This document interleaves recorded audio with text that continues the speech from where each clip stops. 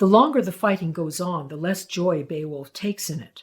Many of the elite Svear warriors he fights today he has fought against before, and sometimes with, in his long career, such as Granmar the White, who had been on Beowulf's side against the Wolf clan's Helgi Hundingsbane, but on Alla's side when the Svear king pursued Athel and Imund to keep hold. Things get complicated in a feud. There are men on the other side you'd be quite happy to introduce to hell, and others who, well, you avoid having to fight them because you'll be duty-bound to kill them. Like Waysten, the half-dverger namer, unmistakable in the saddle that is specially fitted for his broad, short body. He guards Alla on the left, and as the day slides to a close, he has only a few companions left to help him in the task. So it's no surprise that when Athel breaks through the final defensive circle to confront Alla, with Beowulf at his side, Beowulf faces Waysten. Around them, the fighting stops and quiet ripples outward as panting warriors strain to hear the king's parley, knowing that the next moments will end the battle and change all their lives. "It's time and pastime I caught up with you, uncle," Athel taunts. "Some might say you've been avoiding me." Alla laughs, an old man's smoky chuckle. His beard is white, though heavily stained with gore right now. "I hear you've been down in Huseby fucking sheep all summer. You could have visited me any time. I'd have given you the same welcome you're getting today. You strike me as a man who thinks he can seize whatever he wants with no consequence," Athel scoffs.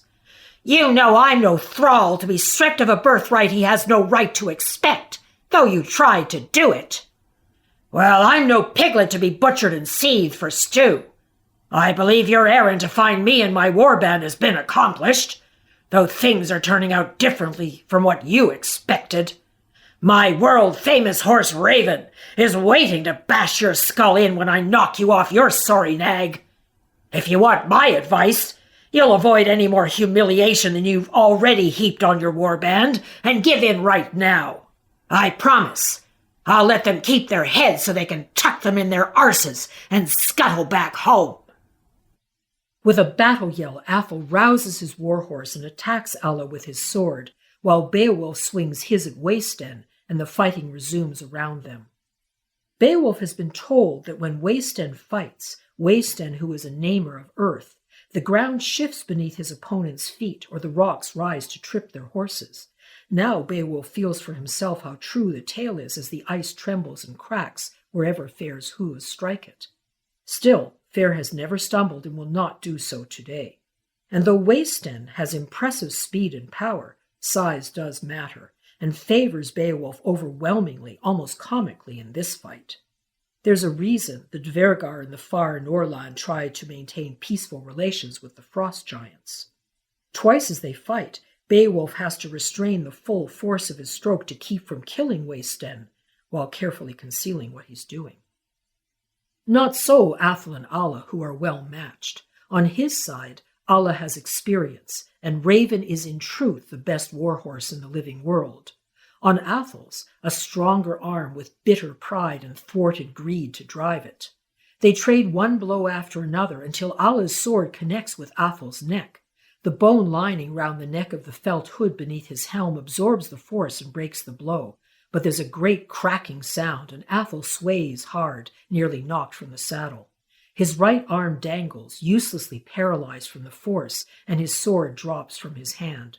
Still, he doesn't quite go down, and now Alla makes his first and last mistake in battle. "Did I get you, you son of a bitch?" Alla asks, and it's one boast too many. He's too late reacting when his brother's son swings himself back up with his battle axe in his left hand, too late getting his shield up to guard his head.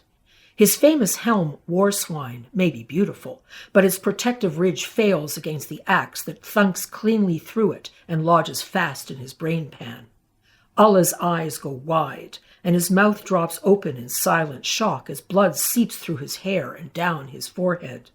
Athel laughs, more than happy to finish the joke at his uncle's expense. "You got me all right. You got me my crown and my high seat in Uppsala.